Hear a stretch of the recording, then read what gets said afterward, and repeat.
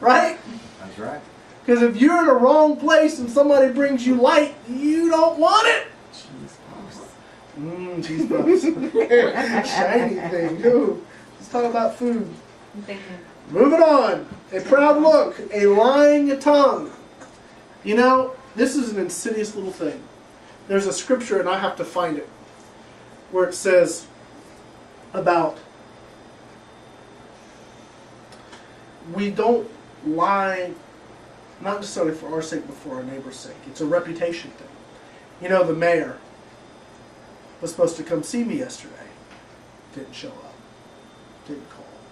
Oh yeah, I'll be there. Do you know how often he tells me he's going to do a thing and doesn't do it? 90% of the time. If it's going to get done, I have to dog him to do it. Do you want that as a reputation? No. With your walk with the Lord? How many times have we told the Lord, yeah, Lord, I'll do it? Or told one another, yeah, I'll pray for you. Or yeah, I'll do this. Or yeah, I'll do that. Or yeah, I'll do the other way. And we just walk away and do our own thing. God hates it. Hates it. Isn't just like he finds it annoying. No, he hates it when we do it. And if it says they will know we are his disciples by our love one to another, are you going to lie to one another? Well, yeah. Some. Now we all make mistakes. We all need to make it right when we do, amen? But we need to realize if we commit to a thing and then don't do it, you know what that's called? A lie. A lie. We need to be truthful with one another. We need to not give the world ammunition against us either. Right? Sure. Goes on, a proud look, a lying tongue, and hands that shed innocent blood. You know, I was talking to Paul today, and my dad had a conversation with Paul a few years back. And Paul is way better now than he was then, but Paul used to not be able to say two things. I'm sorry and thank you. You could do the greatest thing for him, and he'd take it and walk away. In his mind, he was thankful, but he never said, thank you. You know, it made it tough to want to do something again for him the next time. Right? Well, if we aren't thankful and we aren't apologetic, people still have to love you if they're Christians, right? But you sure make it more difficult when you're a butthole. Right?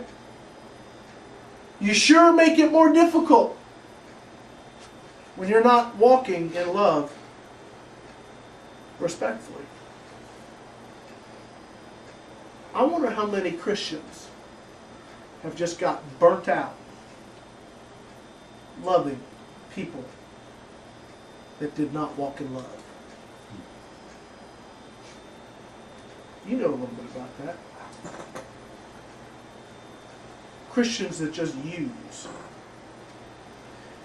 Christians that use new Christians because they're too lazy to get off their butts and do it themselves. And I wonder if God would look at that as shedding innocent blood. When we're going to talk about loving one another, when we're going to really get to the nitty-gritty about loving one another, I'm telling you, it's going to take a change at our core to really understand what Christ is talking about. Because it wasn't just love one another, it was love one another as I have loved you. that's what he said. And his life was lived not for himself, but for those that would believe in him. We parents have a small inkling of understanding of what's that like, what that is like. Amen? Because if God is gracious enough to put it in our hearts to understand what it is to love our children, then oftentimes we will put aside our wants and our desires for the sake of what's right for our kids. I wish I did it better. The other day, Brad and I were at the table, and my little one came up, and I snapped at her, and immediately, the Lord quickened to me that I was wrong. So it was, Nunu, come here. Come see Daddy. My dad had a story one time he told, and he was sort of new in being a minister, and he was studying, something. And I said, Daddy, Daddy, Daddy. He says, don't bother me right now. I'm reading. Daddy, Daddy, Daddy. Oh, I'm studying. Don't bother me right now. Daddy, Daddy, Daddy. Can't you see I'm reading the Bible? Just leave me alone. Whatever he said, just all in the full spiritual nature of not wanting to be disturbed by whatever I wanted. The Lord quickened to him, as you are to your sons, so shall I be to you. Ricky! Come here, boy! What did you want to show me? That stuck with me. It needs to stick with me a little bit more. I've been talking a lot with Paul, and he has to take on the responsibility of parenting this fellowship. And you can't do that if you're an absentee father. Can you? I don't know if he's watching tonight, but I hope he gets the point. You have to be involved in your kids' lives. Yeah. If you're not involved, you're living for you. Boy, are we involved. We're involved in everybody's lives. All right. Hands that shed innocent blood, and heart that devises wicked imagination. Oh, man. I need to just skip right over that one. In the New Testament, it's said, thinketh no evil or seeth no evil. Mm-hmm. Yeah. And that attributes of love thinketh no evil. Yeah. How many times has something occurred in your life, maybe somebody said something or somebody did something, and you have run off the scenario and already condemned them, knowing full well their motivation and intentions? That's never happened. Oh, man. And how often have you been just dead wrong? Yeah. More than once. But that's our nature, isn't it? Our nature is to go to the worst possible place. That's our nature. God hates that. You know what's even worse? We do it with Him. He just showed me that we do that with Him. Remember we've been talking about changing our perception of the Lord? Yeah. His nature, who He is.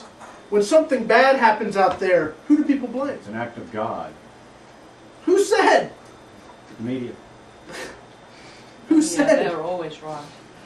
I mean, but let's just think of that for a second. How many times when something bad happens, instead of putting the blame maybe where it fully and truly belongs, either with our own stupidity or Satan, Right. we blame God for it. As if it was His intention to harm us.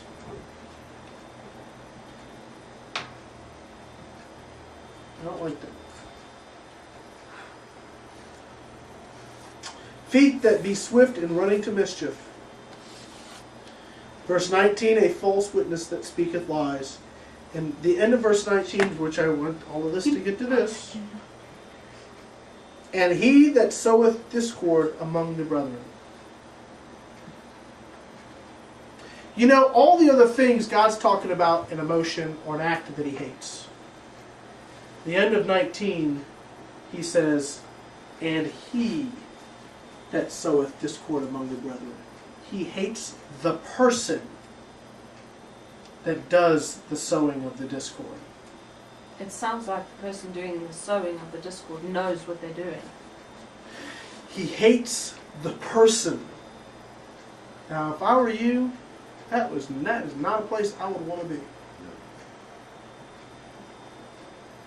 So now let's look. They will know you are my disciples by your love one to another.